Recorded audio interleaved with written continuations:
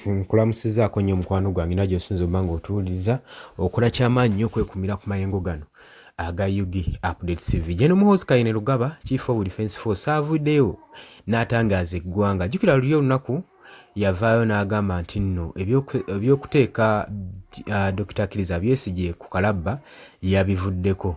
Naye leero avuddeyo n'abagamba nti ye takiinaamu buzibu kuteeka Dr. Kizza Besigye kalabba, ye takiraba ng'ekintu ekiswaza era bw'aba waakukikola akikola misana ng'ensi yonna yonna eraba.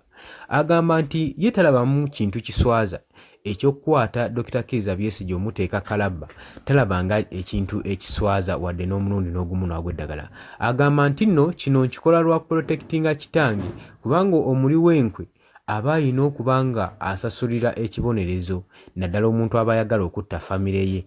Agamba Dr. Kizza Besigye ayagala kutta famire ye. Gwe mukwano gwange ampuliriza, oli ku Yugi Updates TV kosinzira obba ng'otuwuliriza era webale kwekumira ku mayengo gano. Gwagala tweyungako kirira wansi waliwo ekigambo subscribe kikooneko, ojja kuba ng'osobola bulungi nnyo otweyungako gwe mukwano gwange ali eyampuliriza. Jjukira nti Dr. Kizza Besigye nti nno Dr. Kizza Besigye olunaku olw'eggulo yaleeteddwa mu kkooti, naye embeera gye yaggiddemu teyabadde nnungi era yabadde tesanyusa balabi naddala abawagizi be.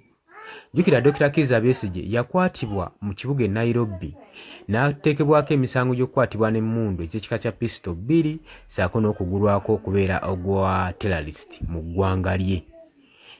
Newankubadde Supreme Court yavaayo n'esazaamu ekyokukozesa ba civilian mu military court.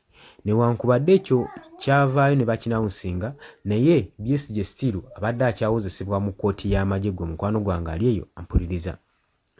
Kutegeeza nti oli ku Yugi Updates TV kwadde osinza okuba ng'otuwuliriza, webale nnyo kwekumira ku mayengo gano. Gwe mukwano gwange ali abali mu diaspora mbalamusizzaako nnyo, abali e UK, Qatar, Oman, Saudi Arabia, Canada, mwenna abali mu bitundu eby'enjawulo n'abali ku muliraano e Kenya, mwebale kwekumira ku mayengo ga Yugi Updates TV.